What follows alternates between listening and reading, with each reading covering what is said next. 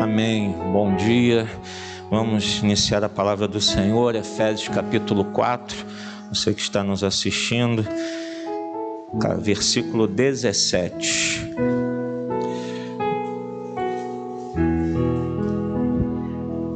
Diz assim a palavra de Deus, por favor acompanhe sua Bíblia. Depois nós vamos olhar todo o restante do capítulo, mas diz assim: o apóstolo Paulo à igreja em Éfeso: assim eu lhes digo e no Senhor insisto, que não vivam mais como os gentios, que vivem na inutilidade dos seus pensamentos. Senhor, abençoa a meditação da Tua palavra nesta manhã. Fala a cada coração aqui, Senhor. Tu trouxeste a cada um aqui nesse lugar porque Tu queres falar aos corações. Sabemos que Tu tens um propósito e um plano na vida de cada um, Senhor. Que nessa manhã Tua graça seja derramada sobre nós.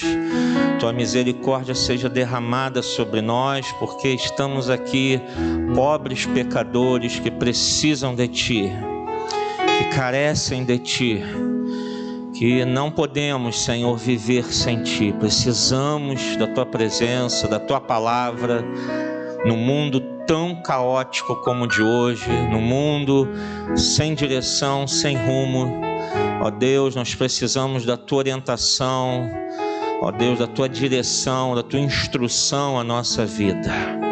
Então nos abençoa rica e abundantemente. Eis-me aqui como um vaso, Senhor, me coloca em Tuas mãos, Senhor, me use para a glória do Teu nome, que junto com a Tua igreja, junto com cada um que está assistindo esta gravação, Senhor, sejamos todos ricamente abençoados pelo Senhor. Fala, Espírito Santo de Deus, tenha liberdade em nosso meio. Oramos gratos em nome de Jesus. Povo de Deus, diga amém. Você pode se assentar, tome o seu lugar, em nome de Jesus.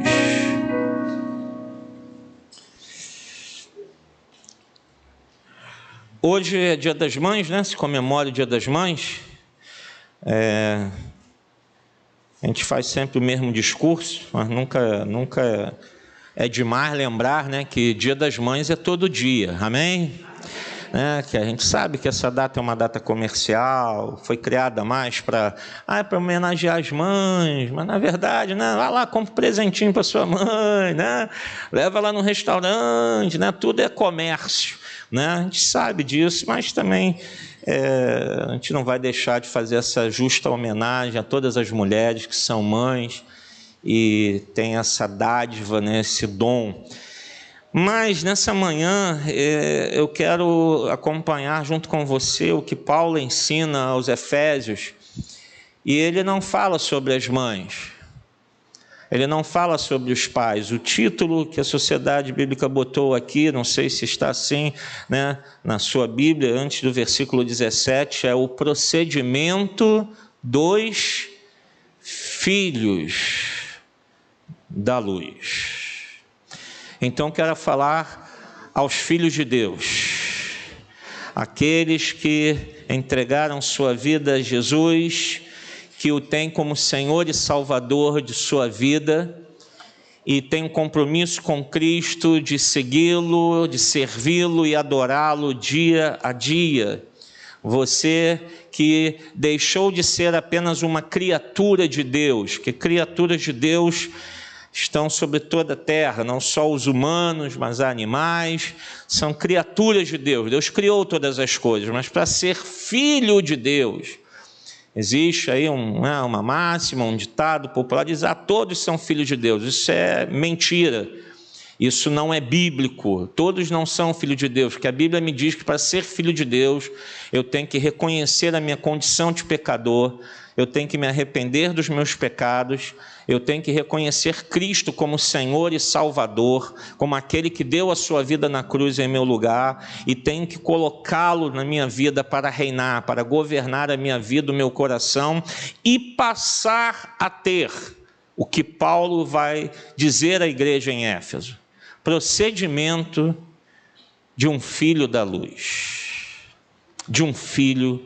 de Deus. E se ele não fala filho de Deus, ele coloca como filho da luz, ou seja, aquele que não é filho da luz é filho das trevas, anda em trevas.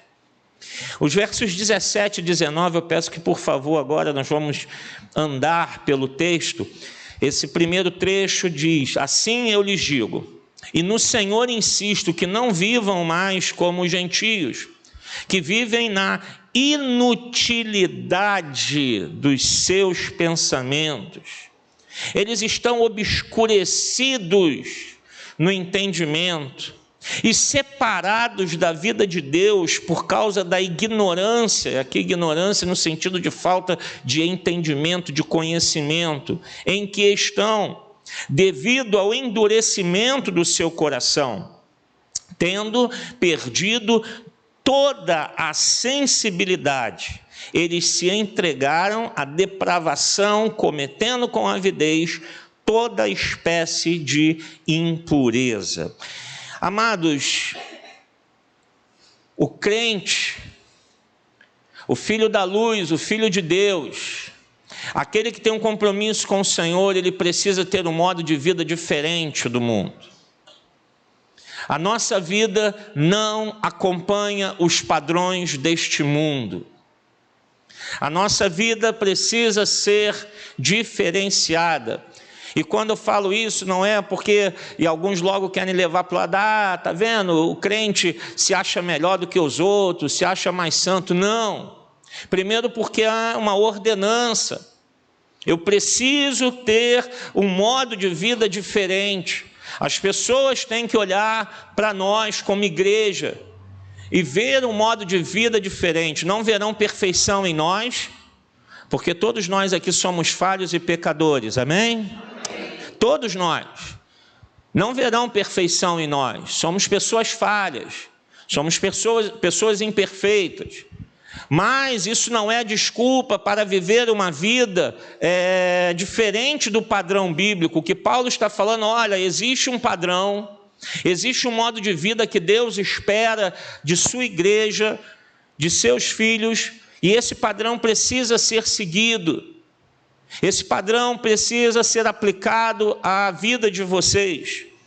E Paulo vai falando aqui, primeiro, do modo de pensar, porque aquele que não está em Cristo, ele tem um modo de pensar fútil, vazio. Irmãos, isso já não é de agora, você vê, e hoje parece que com a internet, redes sociais, você vai vendo a inutilidade dos pensamentos. Hoje você vê pessoas que não conseguem construir uma frase inteira. Se vão escrever um texto, tem que ser tudo abreviado, escrevem palavras erradas, não conhecem sua própria língua, e às vezes ainda querem tirar onda escrevendo em inglês, né? Botando alguma coisa assim, tal, para dizer, poxa, né? Tirar uma onda, mal sabe falar português, mal sabe escrever na sua própria língua, escreve palavras completamente fora do padrão linguístico e quer, às vezes, né?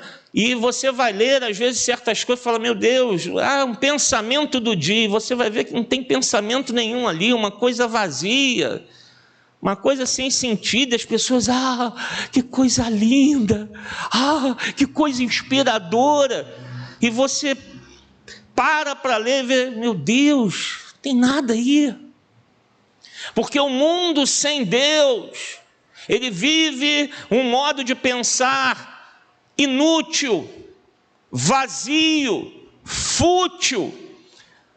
Pensa na arrogância do seu coração, não, eu entendo, eu conheço, eu sei.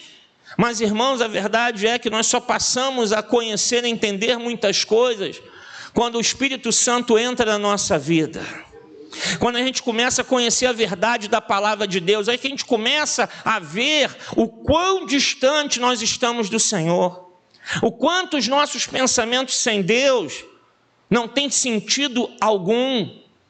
O quanto nós estamos longe daquilo que Deus espera. E hoje você vê, infelizmente, uma geração, principalmente os jovens, adolescentes, que ficam o dia inteiro diante de um celular fazendo dancinha. Mas agora, se pedir para falar as capitais dos estados do Brasil, Senhor, não sabem. Se pedir para, né, vamos falar tabuada inteira aí, Jesus, espera aí. Aí tem uns que tem negócio do ossinho, espera aí, vou contar aqui, né? Aí tem que contar no dedo. Mas sua mente inútil está lá ocupada com coisas que não servem para nada. Eu pergunto, o que uma dancinha de TikTok vai mudar na vida de alguém? O quê? Vai mudar alguma coisa? Nada, é algo inútil. Inútil. E não é só quem faz, não. Quem fica lá assistindo também está com a mente inútil, está com a mente vazia, porque não tem nada ali que sirva de prático. Algo que possa acrescentar na sua família, na sua vida, que possa trazer algum benefício. E você vai ver nessas coisas e fala, meu Deus, como o mundo está vazio. Como o mundo está nessa inutilidade, porque está longe de Deus. E Paulo fala, vocês, servos do Senhor, têm que sair disso. A mente obscurecida, fechada, não consegue ver, por mais que você mostre a verdade. Nós passamos agora tivemos esse último feriado, né? Que teve aí o carnaval, né? O pessoal, né, botaram aí, transferiu o carnaval, né? Foi toda aquela manipulação, que havia muita pressão, né? E pressão não era de política, era pressão de bandidagem. Havia uma pressão forte para que a coisa acontecesse, e a coisa aconteceu. E muitos falam, carnaval é alegria, carnaval é para a gente extravasar e tal, mas carnaval é só coisa boa. E aí muitos vieram, né, foram, mas meu Deus, você viu como esse ano se invocou entidades do candomblé? Sempre foi assim. Carnaval é a festa de Satanás, e sempre foi e sempre será. Se você não sabe, numa bateria de uma escola de samba, cada instrumento é consagrado a uma entidade, e cada toque é uma invocação a essa entidade. Tudo junto você fala é samba. Mas se você for ver o que cada um está fazendo ali, cada toque é exatamente uma invocação para que aquela entidade venha ali e se manifeste. Você pode ir em qualquer escola de samba e perguntar que todos eles sabem. Mas diz, não, isso é uma coisa linda, é cultural. E as pessoas não conseguem ver que passa o carnaval e suas vidas continuam vazias, destruídas. 4 dias de alegria, e depois? 361 de tristeza e destruição. Vale a pena isso? Mas as pessoas não veem, porque Paulo está dizendo, as suas mentes estão obscurecidas, fechadas. Não conseguem perceber que está faltando algo, um coração duro, insensível, e nós temos que estar atentos para a nossa vida não ficar assim também. De não conseguirmos enxergar e ver o que está acontecendo ao nosso redor, na nossa vida. Um coração duro, onde o Espírito Santo não trabalha, um coração insensível, onde Deus não tem feito a obra. E a pessoa que se afasta de Deus, ela se entrega, como Paulo diz aqui, aos prazeres imediatos e imorais. Vamos curtir. O negócio é curtir. Vale tudo. E hoje você está vendo a imoralidade se espalhando exponencialmente no meio da sociedade. É homem com homem, mulher com mulher, é humano com animal, é pedofilia, que alguns dizem que é algo bom, que tem que ser uma variação do gênero. defendem isso, que a pedofilia é um gênero, e querem regularizar isso. Se pegar o seu filho e fizer algum mal ao seu filho, a sua filha, não, porque é o gênero dele. O mundo está cego. O mundo sem Deus está cego, obscurecido, o coração duro. A palavra de Deus é pregada, mas seus corações são insensíveis. A palavra tem sido anunciada. A única saída, a única salvação é Jesus Cristo. Foi Ele que morreu na cruz do Calvário em teu lugar, para que quando acabar essa vida você tenha esperança da vida eterna com Ele, e ainda nessa terra você possa viver no reino de Deus, ter uma vida com alegria, com a bênção, com a presença do Senhor. Mas as pessoas estão duras. Não quero saber disso. Não quero saber disso. Isso não me interessa. Me interessa é entregar aos prazeres, ao que eu quero fazer, ao que eu quero me sentir bem. Eu quero aproveitar, e Paulo diz, olha, esse é o modo de vida mundano. É o modo de vida que a pessoa sem Deus tem trilhado. Afastem-se disso, não adotem esse procedimento. Versos 20 a 24, Paulo continua falando, todavia, não foi isso que vocês aprenderam de Cristo. De fato, vocês ouviram falar dele e nele foram ensinados de acordo com a verdade que está em Jesus. Quanto à antiga maneira de viver, vocês foram ensinados a despir-se do velho homem, ou seja, tirar aquela velha natureza, retirar aquele modo de vida anterior, esse velho homem que se corrompe por desejos enganosos, a serem renovados no modo de pensar e a revestir-se do novo homem, criado para ser semelhante a Deus, em justiça e em santidade provenientes da verdade. Mas porque às vezes a gente vê dentro da igreja pessoas que não mudam de vida? Porque Paulo está falando isso para a igreja? Porque às vezes a pessoa está dentro da igreja, mas continua vivendo como se não estivesse. Ela diz, eu sou de Jesus, mas o seu modo de vida é de quem não segue a Cristo. E Paulo está falando, olha, vocês não ouviram? Vocês não aprenderam? Porque a gente pode ouvir muitas vezes, mas não praticar. A questão é que, como filhos da luz, nós temos que ouvir a palavra de Deus e colocar em prática na nossa vida. Mas às vezes a gente quer dar o jeitinho. A gente quer, não, mas isso aqui não tem problema.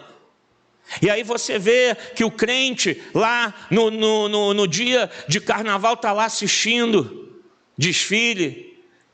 Tem crente que hoje vai para Marquês de Sapucaí. Tem aquele que tem em casa o bar. Porque eu gosto de ter aqui um whiskyzinho, uma cervejinha, um negocinho que eu recebo pessoas aqui em casa e tal.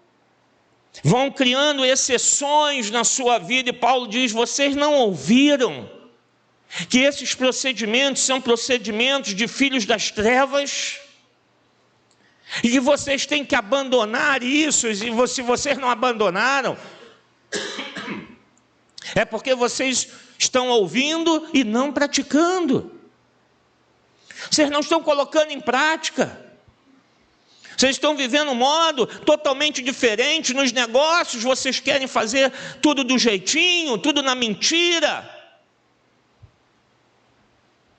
Negligência, comodismo, procrastinação, quer ficar empurrando.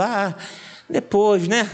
Deus entende, Deus sabe, e a gente vai empurrando com a barriga, mas Deus está falando, eu quero um modo de vida santo, e ser santo não é ser perfeito, ser santo é ser separado por Deus desse mundo, para brilhar nessa terra, para que esse mundo em trevas olhe para a igreja e diga, há esperança para a minha vida, porque se Deus transformou a vida dessas pessoas imperfeitas e pecadoras, Ele pode mudar a minha vida também.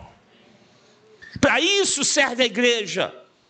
para brilhar nessa terra, para mostrar esse mundo: olha, tem luz aqui, tem luz aqui, e essa luz é Jesus Cristo, o Filho do Deus vivo, a esperança da nossa vida. Paulo fala de um novo viver, despir-se do velho homem. Ele compara como se fosse uma roupa.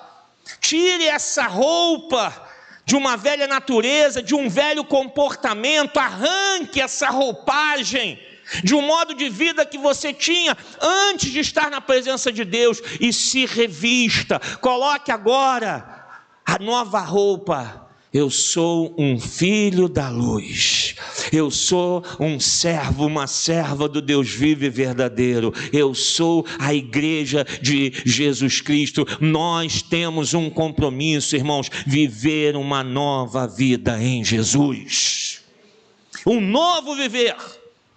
Isso requer uma conversão diária. Todos os dias nós temos que nos converter a Cristo Jesus, todos os dias. Todos os dias nós temos que nos voltar para o Senhor. Para ser filho da luz, todos os dias a gente tem que analisar o nosso coração e ouvir o Espírito Santo para que algo mude na nossa vida. Porque se a gente deixar, como Paulo diz aqui, nossa mente se escurece. Nós nos tornamos insensíveis. A gente começa a vir para a igreja, achar assim: legal, foi a igreja, tá bom. Bati meu cartão lá, tranquilo. Mas não é isso que é ser cristão. Ser cristão é seguir Jesus 24 horas por dia. É acordar e lembrar que Ele está ali contigo. É ir para o trabalho e saber que Ele está lá contigo. É para a tua escola, faculdade, saber que Ele está aqui comigo. Aonde você estiver, em todos os momentos, você sabe: Ele está aqui do meu lado. E você vai buscando uma nova vida, uma nova conversão no Senhor, para que Ele transforme o teu coração. Aquilo que eu tinha prazer, você começa a deixar de ter prazer. Eu lembrei agora de um irmão em Cristo que já partiu para a glória do Senhor, um homem que vivia caído pela rua, bêbado, nas ruas do bairro. E aquele homem, isso lá, nossa igreja em Vila da Penha, esse homem foi evangelizado uma vez por um jovem que, passando, ele estava caído ali, falou: olha, Jesus não te quer nessa situação, vai lá na igreja. Deixou um folhetim. Um belo dia esse homem apareceu lá na igreja. Começou a ir aos cultos, sentava lá na última cadeira, o rosto inchado de tanto beber, mas ele começou a ir, ele começou a frequentar. Deus foi mudando o coração dele, e um belo dia ele falou: bem, acho que eu estou liberto. Mas aí os seus amigos fizeram a prova com ele, falaram: e aí, vamos ver se ele está falando que agora está sem negócio de igreja, está com esse negócio de não vai beber mais, nada. Aí chegaram lá, botaram lá no murinho da porta da casa dele, botaram lá uma garrafa de cerveja e um copo do lado. Fulano. E aí ele viu lá, estão me chamando, deixa eu ir lá. Foi lá fora, chegou lá, não tinha ninguém, mas ele olhou lá, estava lá aquela garrafa com aquele copo de cerveja, e olhou para o outro lado, todo mundo lá escondidinho, né? Esperando lá, agora o crente vai beber. Ele está falando que está na igreja, agora, lá, vamos pegar ele. Ele pegou aquele copo de cerveja, fez assim: isso aqui não representa mais nada para mim. Antes, só o cheiro já o fazia ir para um bar e beber até cair. Ele falou: agora isso não domina mais a minha vida. Quem faz isso? O prazer dele estava ali, a alegria dele estava ali, mas a sua vida foi sendo transformada, e assim é. em todos os setores da nossa vida, familiar, conjugal, com filhos, trabalho. Você começa a ver que Deus vai moldando e mudando a nossa vida. Mas como? Pelo poder da palavra de Deus. Tem que ler a palavra de Deus. Vocês ouviram e aprenderam isso de Cristo. Ouviram o quê? A palavra. Tem que ler a Bíblia. Tem que estar na igreja, ouvindo a pregação do Evangelho.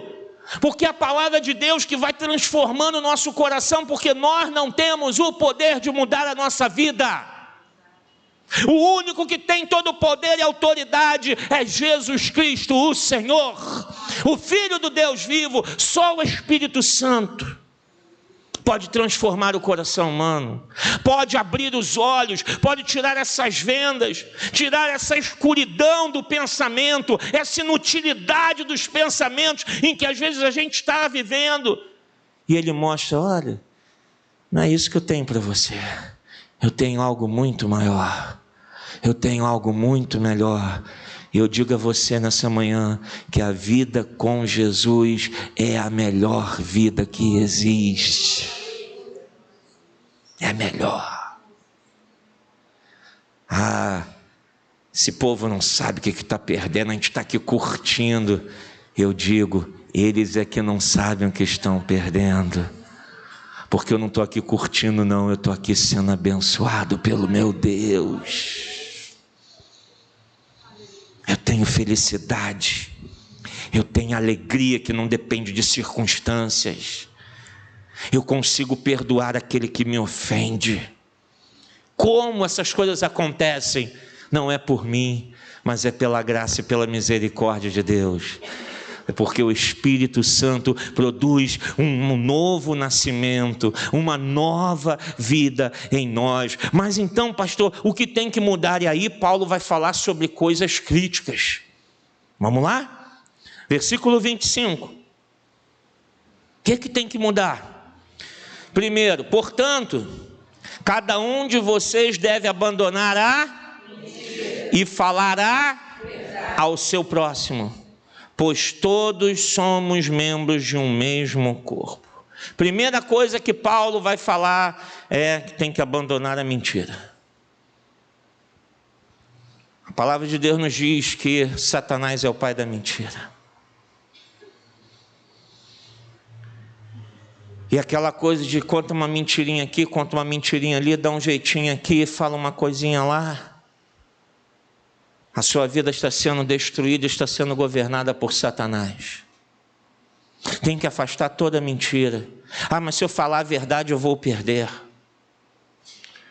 Tem casos às vezes que a gente vê de mulheres que herdaram uma pensão do pai, né? E aí conhece um homem, poxa, vamos nos casar. Não, mas se eu me casar com você, eu vou perder. Então a gente vai ter que viver uma vida aqui de mentira, a gente vai ter que construir alguma coisa aqui. E às vezes você tem que perder e falar: não, eu abro mão, mas eu vou viver uma vida que agrada ao meu Deus. Vou viver uma vida que agrada ao Senhor. Eu tenho um negócio muito bom aqui para fechar, mas para eu fechar esse negócio eu vou ter que contar uma mentirinha. Eu vou ter que enganar. E aí você fala a verdade. Quando eu trabalhei em banco, né? Na Caixa Econômica, e tinha uma época lá que tinha que ficar vendendo aqueles produtos. Aí oferece seguro de vida, tá? Seguro de acidente. Oferece seguro de acidentes pessoais. Aí tá bom, você quer comprar e tal, periri, parará, periri, tá. Aí tinha um colega que falava assim: eu falo que cobre tudo. Tudo cobre. Um dia eu peguei a apólice para ler. Falei: deixa eu ler a apólice, senão eu vou me vender uma mentira. E quando eu li a apólice, falei: caramba, não é tudo não. É qualquer acidente. Quando a pessoa perguntava isso, qualquer acidente, não.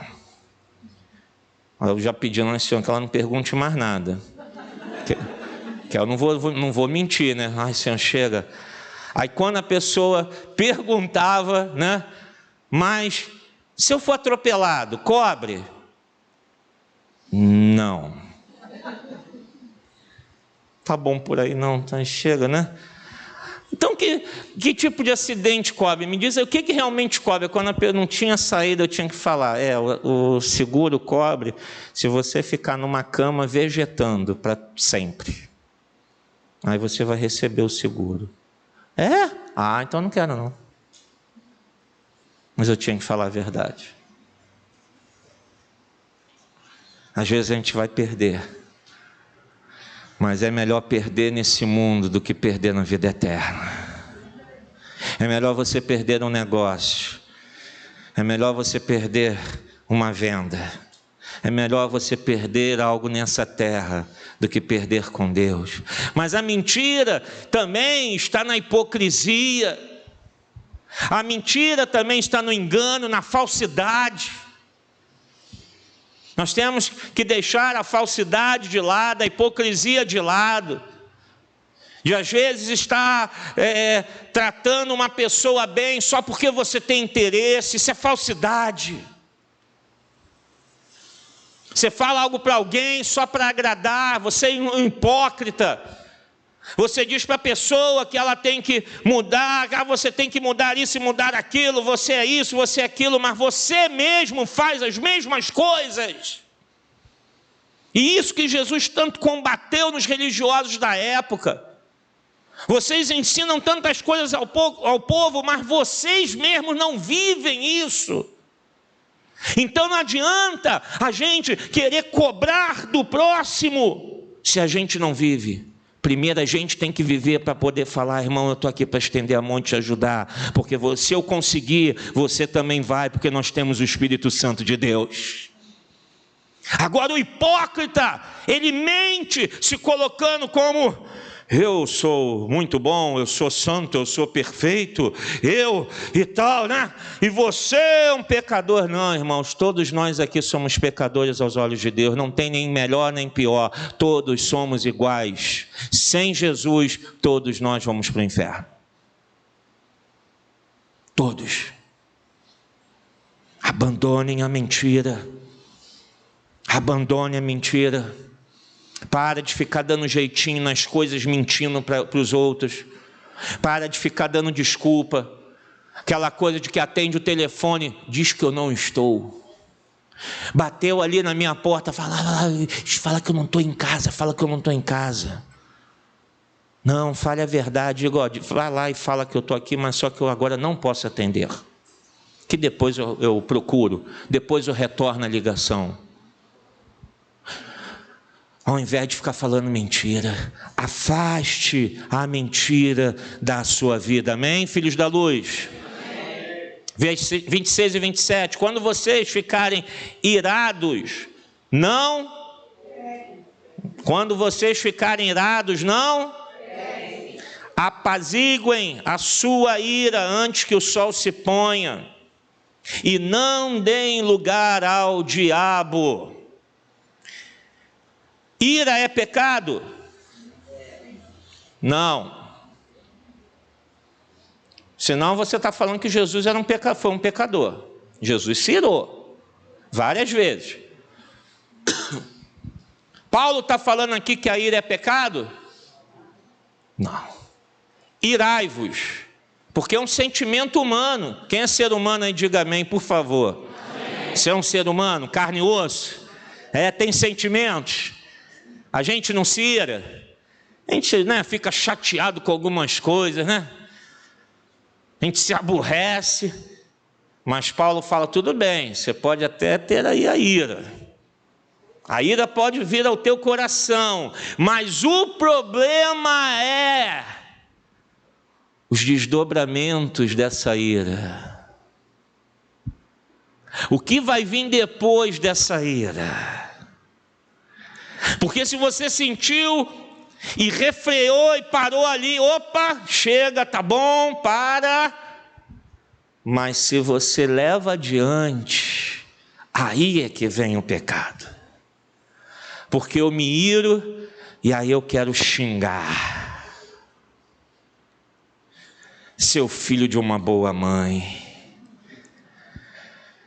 amigo do peito, só palavras bonitas, Ah, meu camarada, do momento que você colocou palavras nos seus lábios, a ira se tornou pecado. Ofensas. Quantas vezes a gente se ira e ofende as pessoas? Você não presta. Você é um Zé Ninguém. Ninguém gosta de você. Você é um péssimo funcionário. Você é isso, você é aquilo. E por causa da ira, a gente ofende o coração de pessoas. Isso é pecado. E Paulo está falando, irem-se, podem se irar, mas não pequem. Não ofenda. Agressões verbais. Quantas coisas são ditas na hora da ira que é pecado. Verbais e até físicas. Porque, mexeu comigo, cai para dentro, vem, agora a gente vai resolver isso aí. Aí está lá o crente, saindo no tapa com o vizinho, com um parente. Isso quando não é dentro da igreja, né? Pastor às vezes tem briga, sai na mão dentro da igreja, sai. Tu não sabe quanto pecador que tem dentro da igreja. Pecador não convertido. Pecador que não se tornou filho da luz, que continua com a mente obscurecida, que continua na inutilidade dos pensamentos, que ouve a palavra de Deus, mas não deixa ela transformar a sua vida em ser uma nova criatura em Cristo. Vive um evangelho falso que é mentira. Diz que é crente, mas não é cristão, porque há uma grande diferença. Se ira, e aquilo parte para uma agressão física, verbal. Eu já contei aqui, né, que às vezes a gente está no trânsito e tem às vezes uns meio apressadinhos, impacientes, né?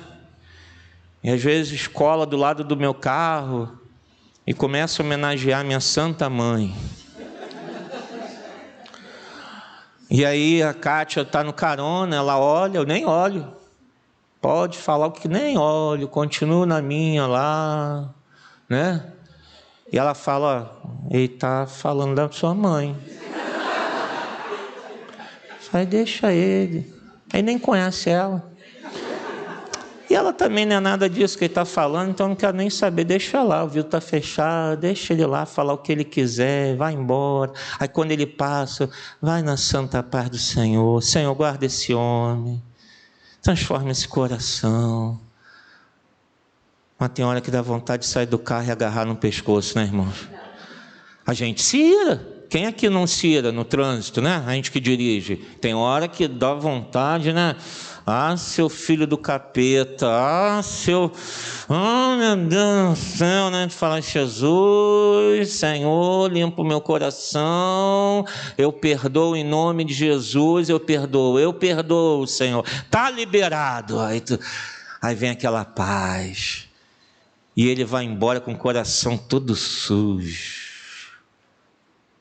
A gente tem que lutar contra a ira.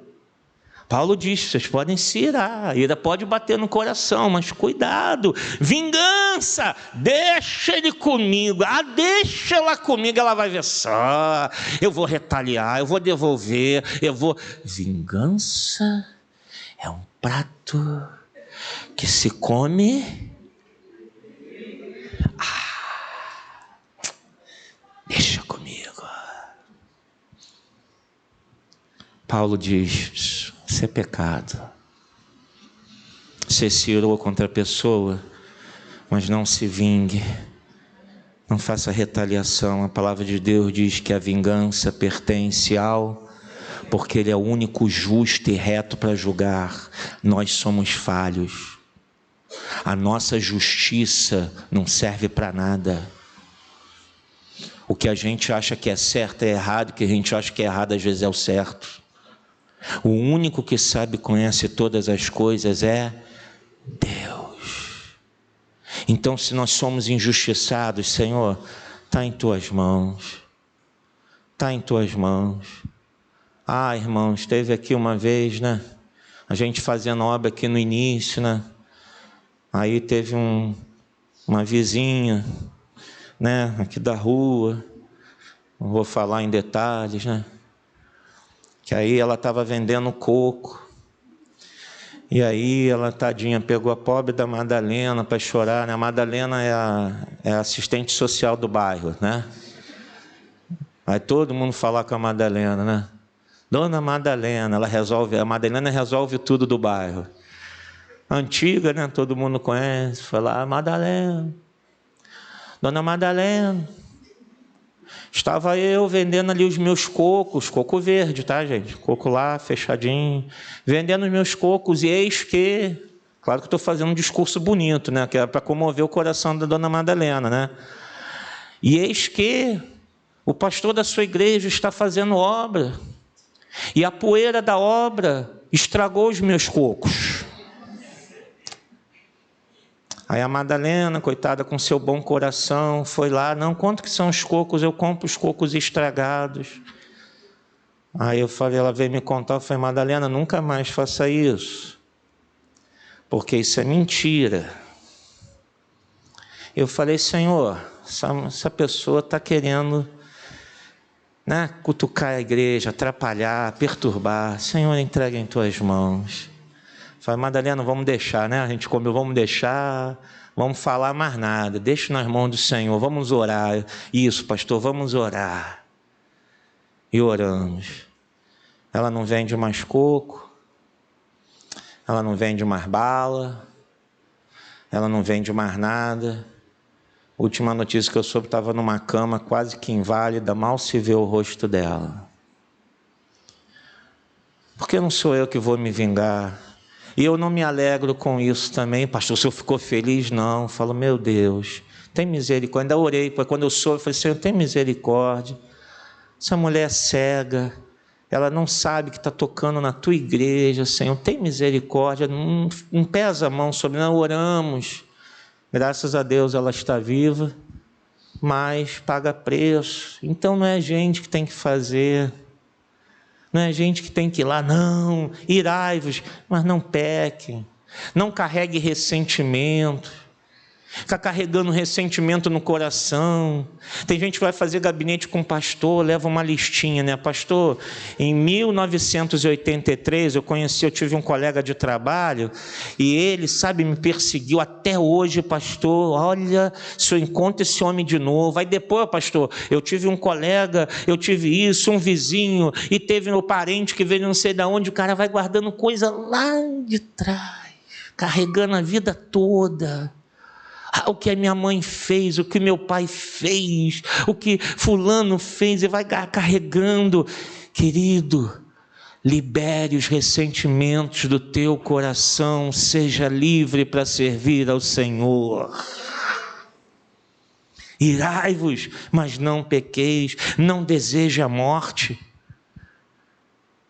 Porque a palavra de Deus diz que o diabo ele é assassino.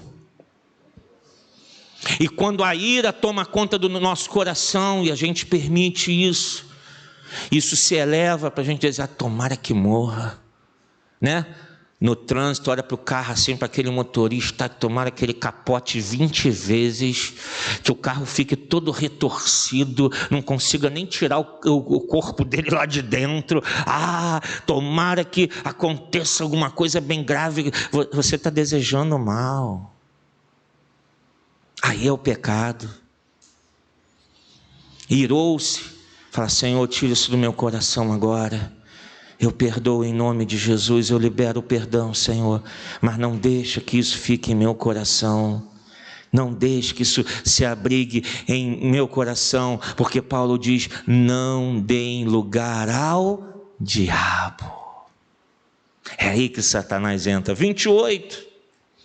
O que furtava, não furte mais, antes trabalhe, fazendo algo de útil com as mãos, para que tenham que repartir com quem estiver em necessidade. Eu acho interessante aqui a palavra usada, que é furto, né? Para quem não sabe, às vezes muitos confundem, acham que furto e roubo é a mesma coisa, né? Furto é quando não há emprego de violência, quando o furtado, a pessoa que foi furtada, não está presente, geralmente aquilo é tomado, é tirado dali. O roubo não, tem um emprego de uma certa violência, né? Seja de qual forma for, a pessoa está ali, aquilo é tomado à força, com violência dela. Então, há uma diferença. Houve abstração do bem, sim, aquilo foi retirado da pessoa, mas Paulo fala aqui, não furte. Ele não está falando de roubo, ele não está falando de alguém assim, igreja em Éfeso, vocês que são aí ladrões, que andam roubando as pessoas na rua de Éfeso, parem de fazer, não, ele não está falando, ele fala, aquele que furtava, não furte mais. Por que Paulo emprega isso? Porque Paulo vai falar, trabalhe, vai trabalhar, porque o trabalho é algo bom, amém? Fala para quem está do seu lado, é bom trabalhar.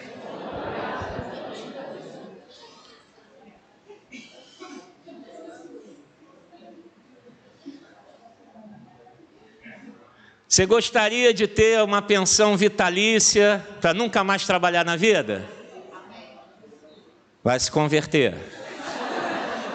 Vai se converter. Tem que trabalhar. A não ser que chegue o momento da sua aposentadoria. Aí é diferente. Aí você vai poder curtir um pouquinho. Agora, como eu queria. Tem jovem aí na flor da idade, né? 16, 15 anos, já falando, meu Deus, eu queria ter dinheiro para não trabalhar nunca na minha vida. Se tivesse um parente com uma herança, né? Não. Trabalhe com as suas próprias mãos. Pastor, e se eu tiver um emprego, que eu tenho um excelente salário, uma excelente renda, de repente, alguma coisa que eu posso parar agora de trabalhar e só viver da renda. Não faça isso. Continue trabalhando, porque o trabalho é bom. Jesus disse, o meu Pai trabalha e eu trabalho também. Deus trabalha incessantemente. Deus não está lá no céu sentado, dormindo, falando assim, só descansando, também já criei o universo todo, agora vou ficar... Não, Deus trabalha em prol daqueles a que o amam. Trabalho é algo bom. Então, o furto aqui, Paulo está dizendo, sabe aquele encostado, aquele que não quer fazer nada, que fica roubando, furtando o tempo dos outros, porque não tem nada para fazer na vida, e aí quer ocupar a vida dos outros, que é ocupada com coisas inúteis. Aquele que não quer trabalhar, é preguiçoso, e aí fica chorando de ombro em ombro para conseguir uma ajudazinha, porque não quer trabalhar. Estou passando um momento tão difícil. Meu Deus, a geladeira lá em casa está vazia. Meu Deus, então tá, eu vou lhe ajudar. Obrigado, você tem um coração tão bom. Mês que vem, deixa eu ver quem eu vou procurar para falar. Quando tu chama a pessoa, fala assim, tem um emprego aí, tem um trabalho para você. Não, mas eu tenho problema aqui. Eu tenho um problema na perna, eu tenho não sei o que, eu tenho labirintite, estomatite, ite aqui, lá, rinite. O cara tem tudo, a mulher tem tudo, porque não quer trabalhar. Paulo fala, isso é furto, tu está furtando as outras pessoas, vai trabalhar. Trabalhe com as próprias mãos, porque o trabalho é algo excelente. E mais, Paulo leva além. Trabalhar, não só assim, o dinheiro é para mim, para eu gastar, para eu usar, para eu curtir, tal. Não, Paulo fala para que você tem que trabalhar, para que você tenha condições de também abençoar vidas, de ajudar aquele que verdadeiramente é necessitado. aquele que às vezes realmente não pode trabalhar por um problema de saúde sério, aquele que é desamparado, ou como na época, o órfão, a viúva que não tinham assistência do Estado. Paulo fala, aí você tem condições, não é para tu curtir o que Deus está te dando, não. É para você estender a mão para quem está precisando e abençoar a vida de alguém. Isso é ter um modo de vida diferente do mundo, é tirar o egoísmo e praticar a generosidade. É um novo pensar. Versículo 29, nenhuma palavra torpe saia da boca de vocês, mas apenas a que for útil para edificar os outros, conforme a necessidade, para que conceda graça aos que a ouvem. Sabe o que é torpe?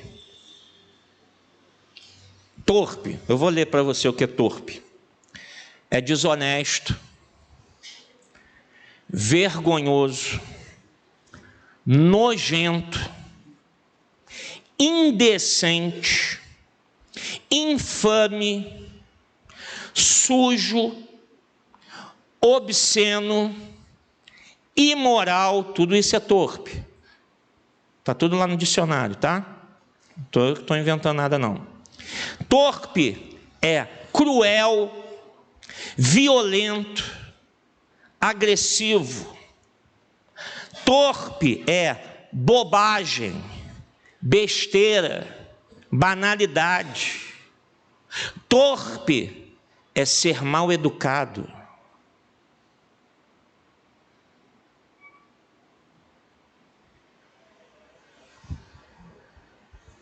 Quantas palavras torpes estão nos nossos lábios? Palavras desonestas, vergonhosas, nojentas. Paulo diz, esse palavreado não pode estar na sua boca. Palavras indecentes, infames, sujas, obscenas, imorais, piadinhas de duplo sentido, piadas imorais, coisas... Não, isso não pode estar. Isso não pode estar na sua boca. Palavras cruéis, violentas, agressivas. Isso é torpe. Coisas inúteis, bobagens, besteiras, banalidades, coisas que para nada servem. Isso é torpe. Até a falta de educação é torpeza. E pastor, pensei que palavra torpe fossem só palavrões. Palavrões são palavras torpes. Mas vai muito além disso. Vai muito além disso. E cuidado que agora, né, tem uns palavrõezinhos aí que agora o pessoal diz que não é mais palavrão. Que tem uns que são pequenininhos, né? Aí esses, agora pode falar. E aí você vê crente falando palavrão, xingando, falando certas expressões que não convêm ao palavreado cristão. Palavras que não podem estar na nossa boca.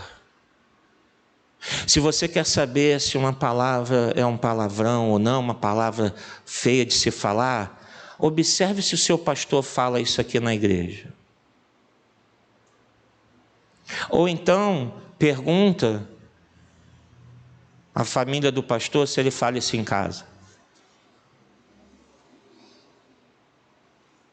Ou então manda para mim uma mensagem, pastor, isso aqui é palavrão? Pode escrever. Porque tem coisas que não podem estar no nosso linguajar.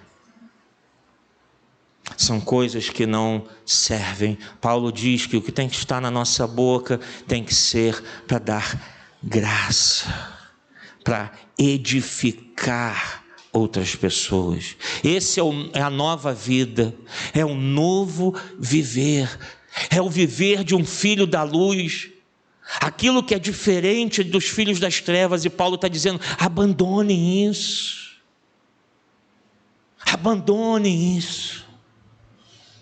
E finalizando, versos 30 a 32, não entristeçam o Espírito Santo de Deus, com o qual vocês foram selados para o dia da redenção. Livrem-se de toda amargura, indignação e ira, gritaria e calúnia, bem como de toda maldade. Sejam bondosos e compassivos uns para com os outros, perdoando-se mutuamente, assim como Deus os perdoou em Cristo. Não entristecer o Espírito Santo. Por que Paulo fala isso? Porque viver como o mundo vive, praticar o que a pessoa sem Cristo pratica, entristece o Espírito Santo de Deus. E a tristeza do Espírito Santo não é trocada, porque eu vim à igreja, porque eu dei o dízimo, porque eu dei uma oferta. Não. O único modo de tirar a tristeza do coração de Deus para com a nossa vida é mudar o nosso modo de viver. Deus não se vende.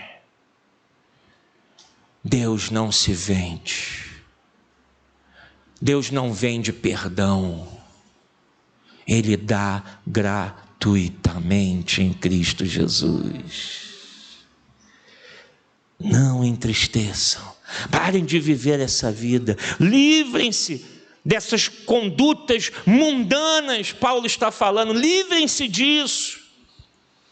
Efésios, livrem-se disso. Irmãos, aqui nessa manhã, livrem-se dessas coisas.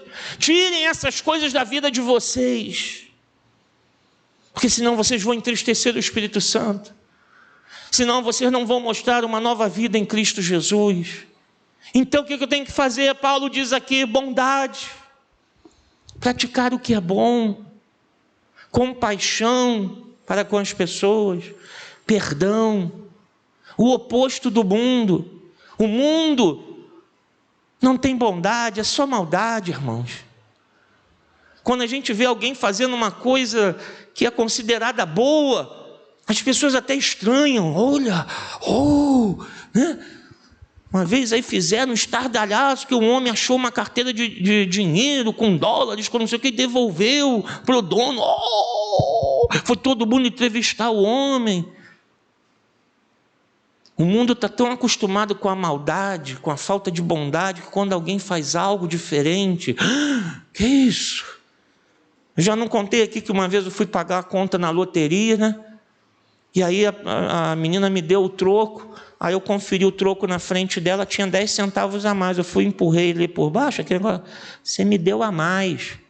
Ela olhou para a moeda, olhou para a minha cara, olhou para a moeda de novo, ela não estava acreditando.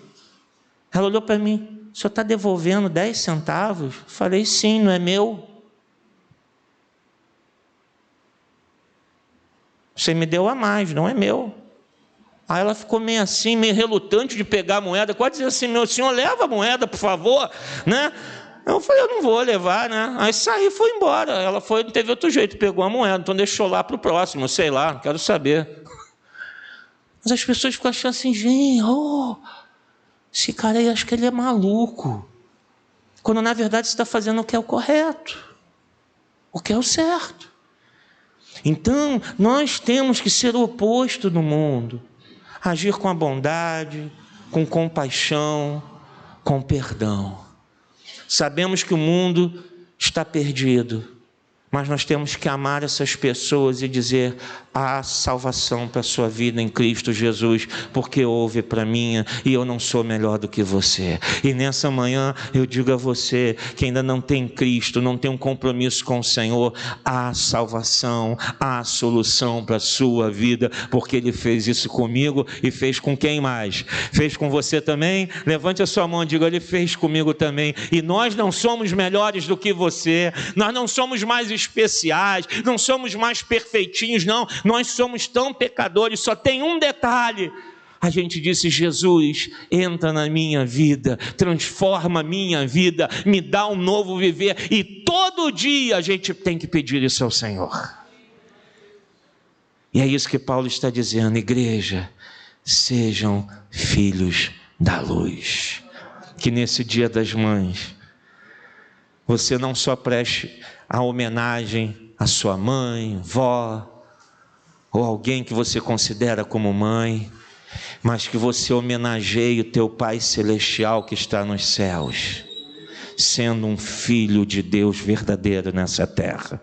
E que a igreja do Senhor diga: amém. Vamos orar ao Senhor. Vamos ficar de pé. Deus e Pai Celestial, obrigado pela tua palavra. Obrigado, Senhor, por esses sábios conselhos e ensinamentos que teu servo deixou para nós, para nos lembrar que somente em Cristo há esperança de uma nova vida. Que a tua palavra nessa manhã fique em nosso coração, nos tira da falsa religiosidade, nos tira, Senhor, de uma vida de hipocrisia, nos tira, Senhor, de uma vida, ó Deus, que está seguindo os padrões desse mundo. Nós sabemos, Senhor, que jamais seremos perfeitos nessa terra, que todo dia é dia de nascer de novo, e que seja esse o nosso lema: eu tenho que nascer de novo hoje, eu tenho que ser um filho da luz nessa terra, eu tenho que brilhar nesse mundo, para que o mundo veja que há uma esperança. A esperança não está num governo, não está numa nova lei, não está no novo movimento. A esperança está no Filho de Deus, Jesus Cristo, o Rei dos Reis e Senhor dos Senhores. Muito obrigado pela tua palavra, obrigado pela tua obra em nossa vida, porque se hoje há algo transformado em nós, é porque o Senhor fez isso em nosso coração, é porque o Espírito Santo tem feito isso em nossa vida. Se hoje estamos aqui, não é por nosso mérito, mas é pelos méritos de Cristo Jesus, que pagou o preço naquela cruz pela nossa vida. Muito obrigado, Senhor, em um nome de Jesus, e que o povo de Deus diga amém. Vamos dar um forte aplauso ao Senhor, que Ele é Rei, Ele é Jesus, Filho de Deus. Obrigado, Senhor, sermos filhos da luz.